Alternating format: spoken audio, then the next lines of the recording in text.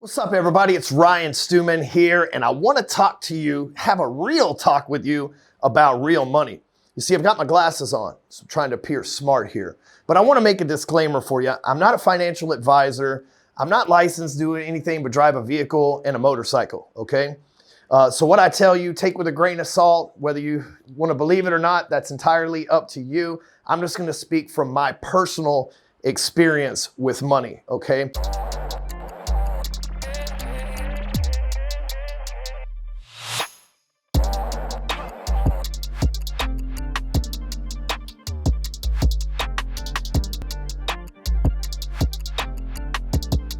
Couple things you need to know about me.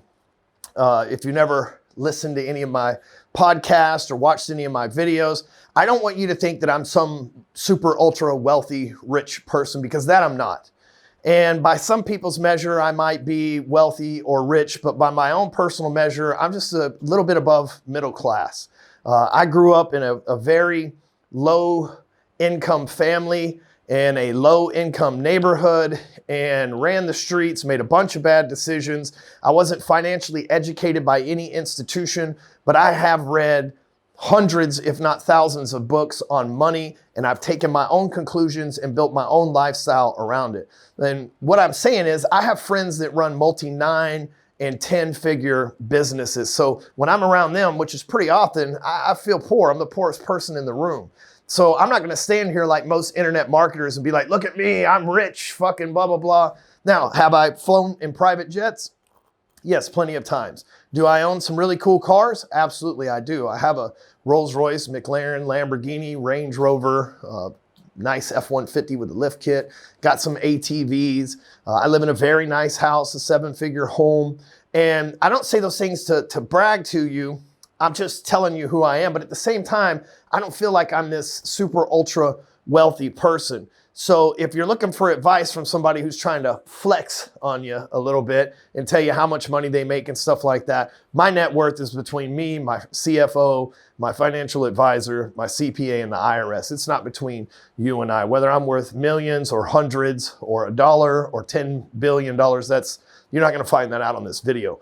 That's not what this video is about. What the video is about is teaching you how to get good with money. So you're going to learn today, no matter if you have $1 million to your name and you don't know what to do with it because you inherited it or you just worked hard for it and you're just trying to hoard it and hold on to it, or whether you got $1 to your name and you want to learn how to take that dollar and turn it into two. And no, I'm not going to tell you to sell drugs. I tried that already. Terrible investment. Okay. So here's the thing. In 2003, I was working at a car wash, wiping off cars, wax on, wax off, Daniel Son, you know what I'm saying? And I was I was recruited to get a job as a mortgage broker. I didn't even know how you spelled mortgage. I didn't know there's a fucking T in it. I did not know that, right? I didn't know what the hell a mortgage was. She had to call it a home loan, so I understood what the hell it was. But I was offered an opportunity, and I took it. And the lady closed me like this. She said, you should come work for me. I said, I don't want to work for you. I don't know anything about that business. She said, I'll teach you. Worst case scenario, they'll give you your job back at the car wash if you fail as a mortgage guy.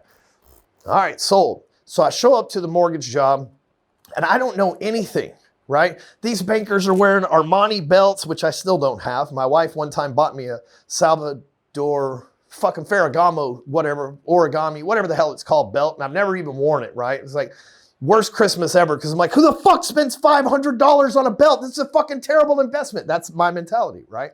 But these bankers wearing fancy suits and everything else, and I showed up in a nice button-up shirt from probably Western Warehouse with some Wrangler jeans and boots on. I stood out like an orange hat with a green bill, ladies and gentlemen.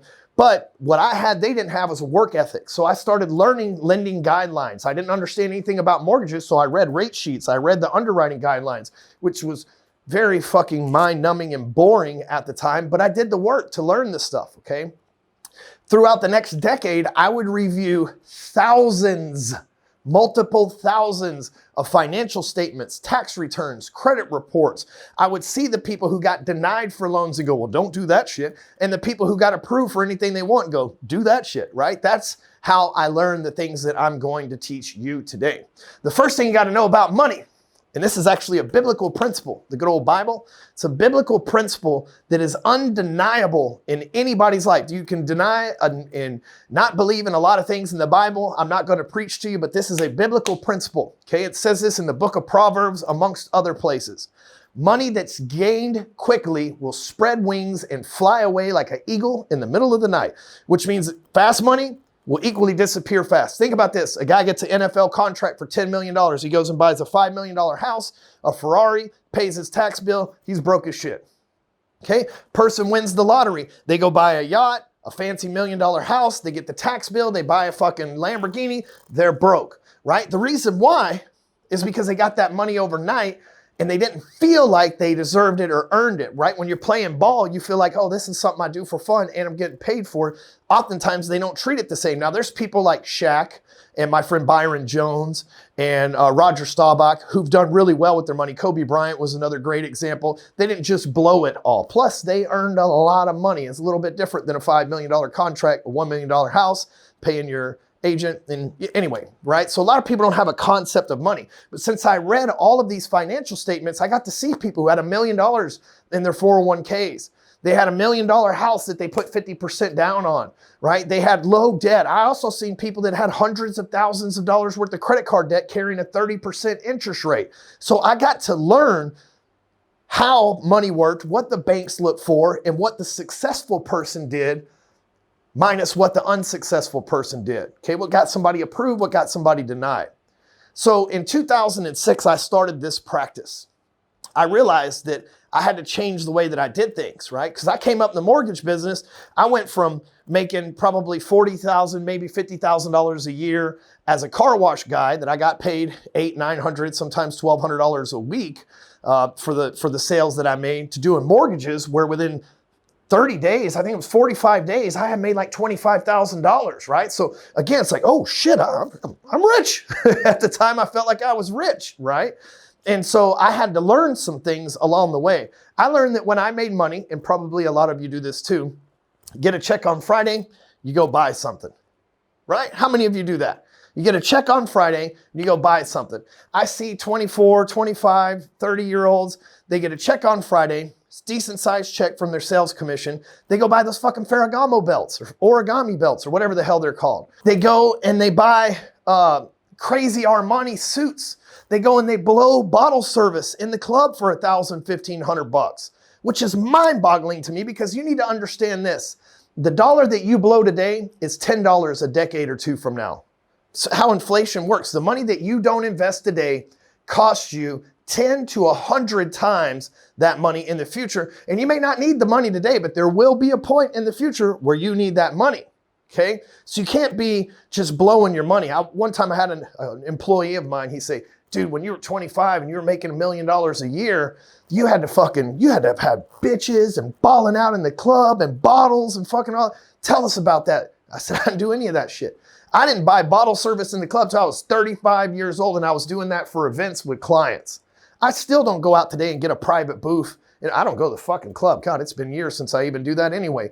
But I don't do that stuff. That's not what I do. I never blew my money on that. I never was chasing hookers and strippers. I never did that lifestyle. That was not for me because I had read the financial statements, and a lot of people that did that kind of shit had bad credit and couldn't afford to bust a grape in a fruit fight, right? Whereas the people who are diligent with their money, which is what I'm about to share with you, what I changed my habits, I changed my life, and I've changed a lot of my clients and the people who even work with me's lives as well. So I realize a lot of people get that money and they want to go spend it on something, right? Something that feels like some sort of reward, right? Money's got to move around. That's what they always tell you. So, hey, I get money from my job and I go spend it at the mall. Hey, I get money from my job, I'm gonna go buy a fancy watch. I'm gonna go buy a G-code necklace. I'm gonna go buy whatever the hell, right?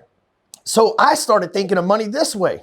I look at people with big ass 401ks and IRAs and savings accounts and asset portfolios. So I thought, instead of me going to Nordstrom's and buying a pair of Guess jeans, let me figure out who owns Guess, and I'm gonna buy stock in that company. I'm gonna get the same dopamine because I spent money that I earned, right? I may not get the jeans. I'm still wearing Levi's today, but I may not get the jeans, but I get the same dopamine from owning and spending money on something. So every week, I get paid every 2 weeks right now. Every 2 weeks, I go buy stocks of companies, of things that I like. In 2006, I bought Apple stock. I noticed that iPhones, these little things right here, I noticed these were starting to replace Blackberries. So I thought, well, Apple's probably onto something here. I'm going to go buy their stock. So I still use the Blackberry, but I owned Apple stock. I still own that stock today. It's exponentially worth more. But imagine if I'd have just spent the money on an iPhone. Let's say I spent $1,000 on that stock back in 2006. It's probably worth $12,000 right now if I was just to take apples to apples. But if I'd have spent that same $1,000 on just an iPhone, I'd have already had to upgrade 1,000,000 goddamn times by now, because that's how Apple's model works, which is why I like their stock so much. Okay? So every week when you get money, think about this. Instead of spending $500 on a new fancy, I don't fucking know the names of fancy shirts, but a new fancy shirt, a Robert Graham shirt, or some kind of fucking 7 denim shirt, or jeans, or a fancy wallet, or a wallet, something like that. Spend that $500 on stocks, right? So you can go to a website called E-Trade. Super cheap. If you don't have $500, you might go to Robinhood, which is a site where you can buy fractions of stocks, okay?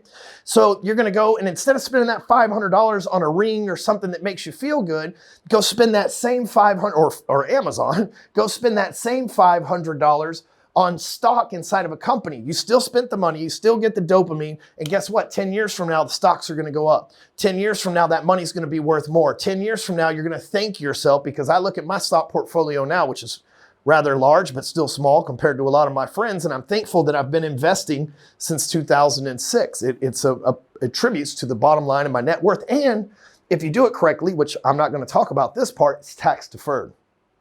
The second thing is you need to buy a house. I know there's bunches of fucking gurus out there that tell you, don't buy a house, you need to rent, and give me all your money, blah, blah, blah, blah, 10X. Yeah, fuck that bullshit, okay? Mr. 10X made his initial net worth from fucking owning real estate, okay? So don't let nobody lie to you about that. I've never owned a home that I lost money on. You know how you lose money on a home? You sell it in a down market. You know how you make money on a home? You fucking live in that bitch until you fucking, the market picks back up, and then you sell it if you need to move. A lot of people will do this. Oh no, the market's down. I need to sell my home or go through foreclosure. Look, if you can afford the rent, what the fuck do you care? If you can afford the mortgage payment, why do you need to sell your house? Right? You don't sell your house in a down market. In 2009 and 10, when the economy got hit really bad, I bought a home for $107,000. I lived in it for 4 years and sold it for $159,000 fucking dollars. Right? Tell me a renter, one fucking renter in the history of renting fucking houses or apartments or anything in the history of the fucking world that's made damn near $60,000 from fucking renting. And guess what? The beautiful thing about owning a home is when you sell that motherfucker after you live in it for 2 years, it's tax-free up to $750,000 of capital gains. Tax-free. My last home, I lived in it for 2 years, made $95,000 when I sold it. Okay? Tell me a fucking renter that's doing that. Tell me a renter that's doing that. If the housing market where you live goes down, just don't sell the home. Rent it out. If you can't afford it, rent it out to somebody else and then go rent your apartment. Wait till the market comes back, then sell the motherfucker and keep your money tax-free. So first of all, every week, spend a little money on investing in stocks. This is called diversification, ladies and gentlemen. I don't know how to spell it. I just know how to say it really well. Diversification, okay? So every week, you're going to spend some money on stocks instead of $200, $100, $500, $1,000 on bottles in the club, you know, cocaine out of strippers' buttholes, whatever you fucking weirdos are into, go put the money into stocks. Second of all, to buy a house, think about this. I'm gonna put this in big perspective for you. To buy a house, you need 3.5% down, okay? So think about this. You go rent an apartment, you pay first and last month's rent, that's usually 2%. So you only need 1.5% more down to buy a home. You can buy it with FHA for 3.5% down. In our city, I think it's $326,000 for an FHA loan, up to $326,000. So you go put 3.5% down. You need a 640 credit score, which is like okay, if not sort of bad credit. And you need a 45% or less debt to income ratio. Now, what is debt to income? That means that if you make $10,000 a month, you need to at least your bills be less than $4,500 a month. That's it. It's not after taxes. It's not anything else. It's if you make $10,000 a month and your bills are $4,500, you can qualify for that house. But that counts the house with it, by the way. But if you're getting out of renting and into a house, I could go into this for forever, then it's still getting counted against that, okay? So you no longer count the rent, count the house. As long as you're 45% or less in debt to income ratio, then you'll be able to buy a house. So stocks, a house. The next thing is you need to buy rental properties. And maybe you live in California and you're like, fuck, I can't afford $1 million rental property. They got houses for $25,000 in Detroit that people will rent from you on Section 8. That's a check from the government every single month like clockwork. I just bought 8 condos in Arkansas for $40,000 a piece.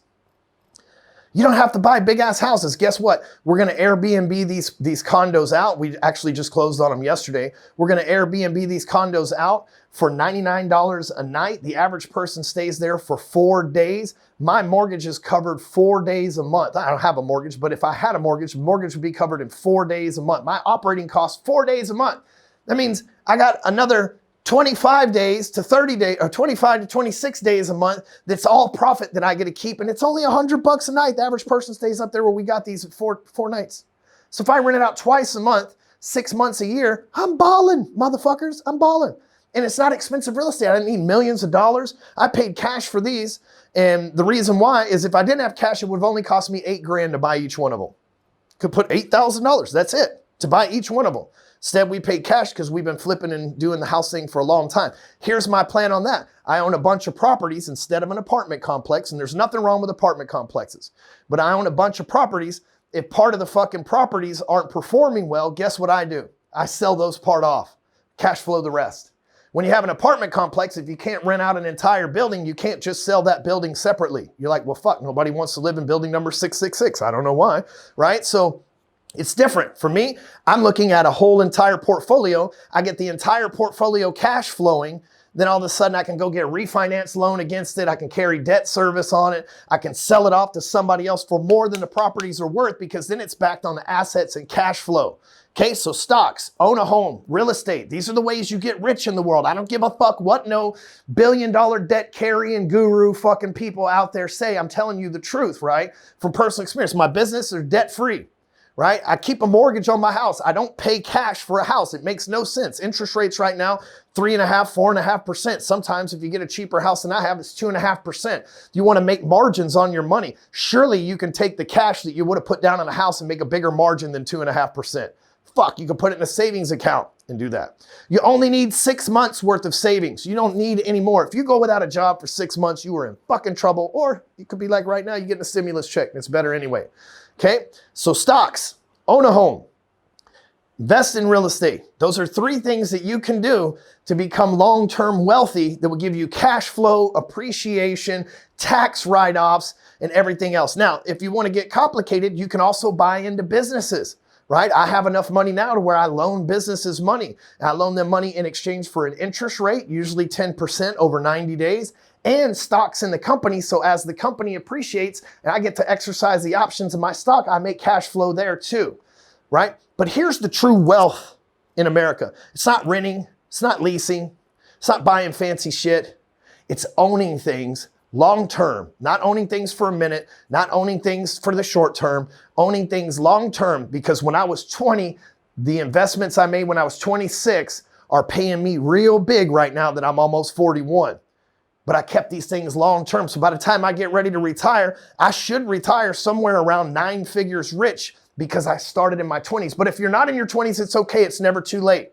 Matter of fact, if you're 40 like me, the next 20 years of your life are going to be the biggest earning years of your life. Then you're probably going to retire, get a gold watch, and go out to the pasture to eat with the rest of the fat cows, because that's what a lot of people my age decide to become, okay? Just being real. So what happens, though, is you can actually...